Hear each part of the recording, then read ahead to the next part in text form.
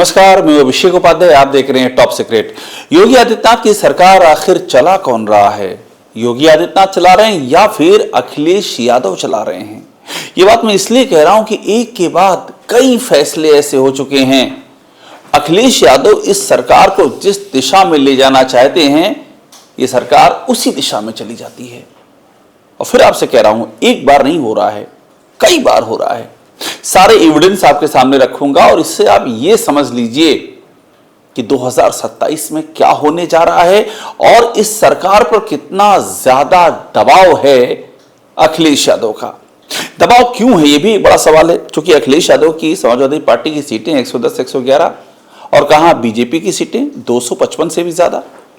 तो इतना जब फासला है, दूने से भी ज्यादा का अंतर है, फिर अखिलेश यादव का इतना इस सरकार पर दबाव क्यों है, ये भी बड़ा सवाल है। और इस सवाल का जो जवाब है वो ये, मैं बार बार कह रहा हूं, ये 2027 की ओर इशारा है। अधिकारियों को भी बहुत कुछ समझ में आ रहा है। देखिए, योगी आदित्यनाथ की सरकार में एक बात बहुत ही क्लियर कही जाती है कि फैसला योगी आदित्यनाथ कम करते हैं, अधिकारी ज्यादा करते हैं, या यूं कह लीजिए कि अधिकारी ही करते हैं। योगी आदित्यनाथ से जहां जरूरत होती है समझा करके उस पर मोहर लगवा देते हैं। ये एक परसेप्शन बन चुका है। तो अधिकारी किसकी सुन रहे हैं और क्यों सुन रहे हैं? क्या अधिकारियों को इस बात का डर लग रहा है कि कोई बहुत बड़ा बदलाव होने जा रहा है? क्योंकि एक दो नहीं है, कई ऐसे फैसले हैं। आप जब उनके बारे में जानेंगे तो आप भी अचरज में पड़ जाएंगे कि क्या ये वाकई हो रहा है। क्योंकि हम लोग एक दो वाक्य सामने आते हैं, उनको देखते हैं और भूल जाते हैं। लेकिन आप जब सिलसिले को जोड़ेंगे कि एक दो वाक्य नहीं है, ये सिलसिला है। और इस सिलसिले का जो इशारा है, वो इशारा इस बात पर है कि अखिलेश यादव जो कह रहे हैं, योगी आदित्यनाथ की सरकार उसी दिशा में जा रही है। अभी चाहे योगी आदित्यनाथ कर रहे हो या अधिकारी कर रहे हो, पर हो यही रहा है। अब देखिए, कहानी शुरू होती है। सबसे ताजा मामला, ये अखबार अमर उजाला ये छपा है कि अखिलेश बोले, विरोध के बाद हुआ लेखपाल भर्ती में बदलाव, सामान्य वर्ग के घटे 905 पद, ओबीसी के बढ़े इतने। ये अखिलेश यादव ने ये बयान दिया है। आपको याद होगा, लेखपाल की भर्ती निकली और उसमें जो रिजर्वेशन का आंकड़ा सरकार ने दिया वो बड़ा चौंकाने वाला था। क्योंकि ओबीसी का जो 27% है वो उनको नहीं दिया गया। इसी तरह से SC ST ओबीसी में भी, SC ST में भी यही हुआ। उनकी जो परसेंटेज उनको मिलना चाहिए उससे कम दिया गया। अखिलेश यादव ने प्रेस कॉन्फ्रेंस की। अखिलेश यादव ने इसको लेकर के योगी सरकार को घेरा, ट्वीट किया, प्रेस कॉन्फ्रेंस की, अपने नेताओं से बयान दिलवाया और ऐसा प्रेशर बना कि सरकार ने यू टर्न ले लिया। संशोधित लेखपाल की भर्ती का विज्ञापन जारी करना पड़ा इस सरकार को, जो दावा करती है कि हम पारदर्शिता से काम करते हैं, हम सभी का ध्यान रखते हैं, हम सबका साथ सबका विकास के रास्ते पर आगे बढ़ते हैं। इस सरकार को यू टर्न लेना पड़ गया। अब मैं आपको एग्जैक्ट दिखा देता हूं ये हुआ क्या। ये भी अखिलेश यादव का वही बयान है और इसमें हुआ ये कि ओबीसी के 717 पद बढ़ाने पड़े इस सरकार को लेखपाल की भर्ती में। छोटे मोटे नहीं, 717 पद बढ़ाने पड़े और सामान्य वर्ग के 905 पद घट गए। ये अखिलेश यादव के विरोध के बाद सरकार ने कर दिया।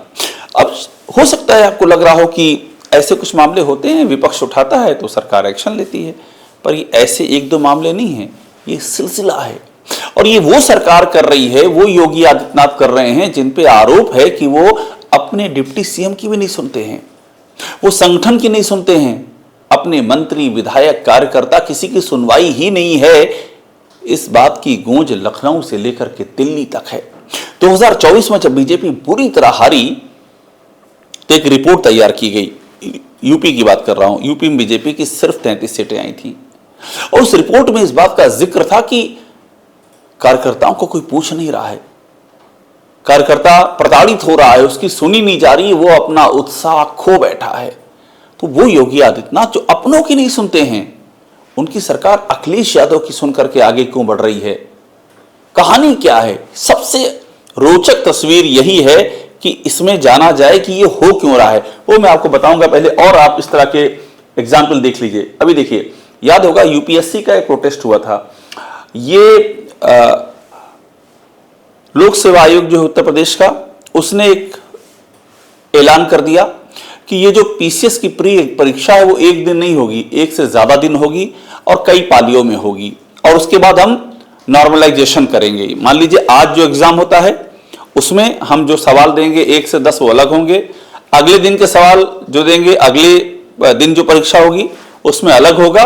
फिर हम तय करेंगे कि कौन सा सवाल कठिन है और कौन सा सरल है और उसको नॉर्मलाइजेशन करेंगे। छात्रों ने जमकर विरोध किया। छात्रों का कहना था ये तो आप हमारे हितों पर कुठाराघात कर रहे हो, हमारा भविष्य चौपट कर रहे हो।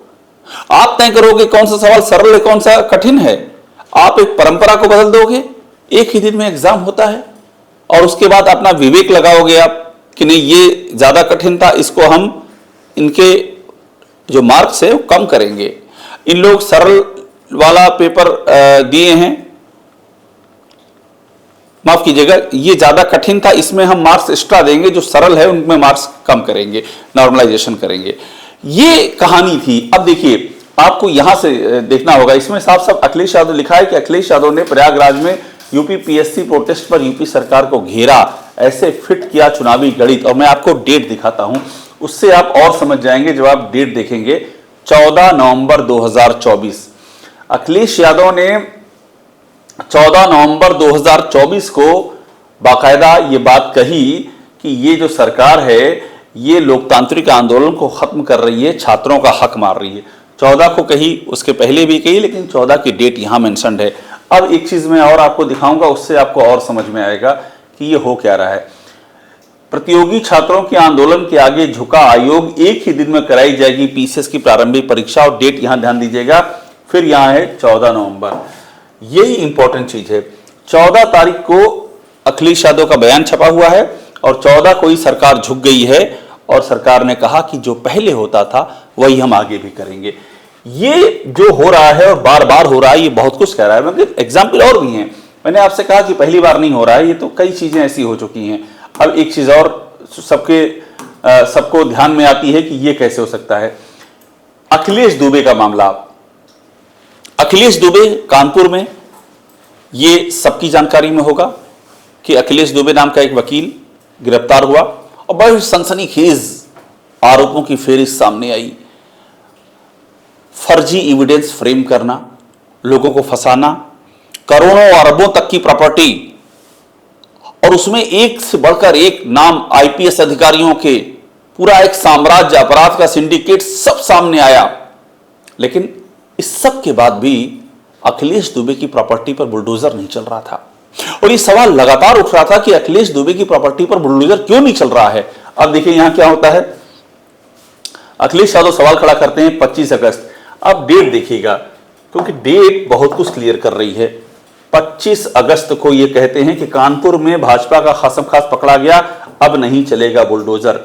25 अगस्त, फिर से डेट पर ध्यान दीजिएगा। अब यही कहानी आगे बड़ी दिलचस्प हो जाती है।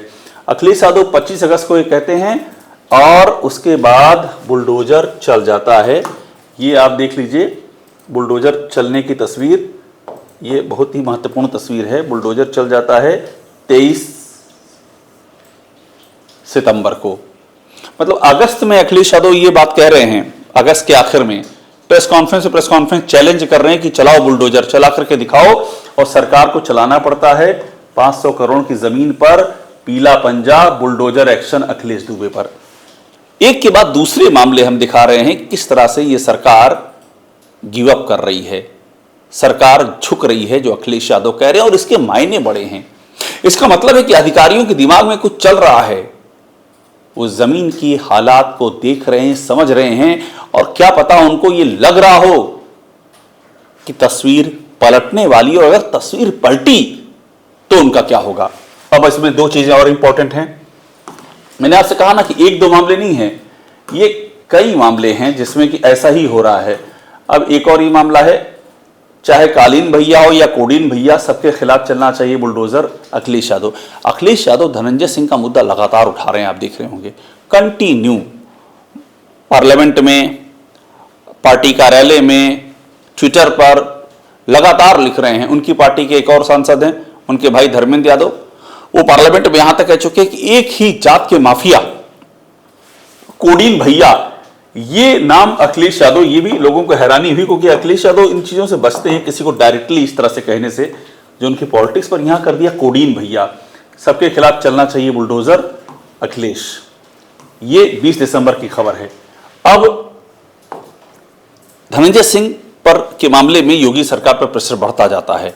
ये वो धनंजय सिंह हैं जिनके खिलाफ पिछले 8.5 सालों में कोई भी एक्शन होते हुए दिखा ही नहीं, ऐसा एक्शन जिसमें लगे कि सरकार एक्शन ले रही है कोई, जबकि तमाम आरोप लगे।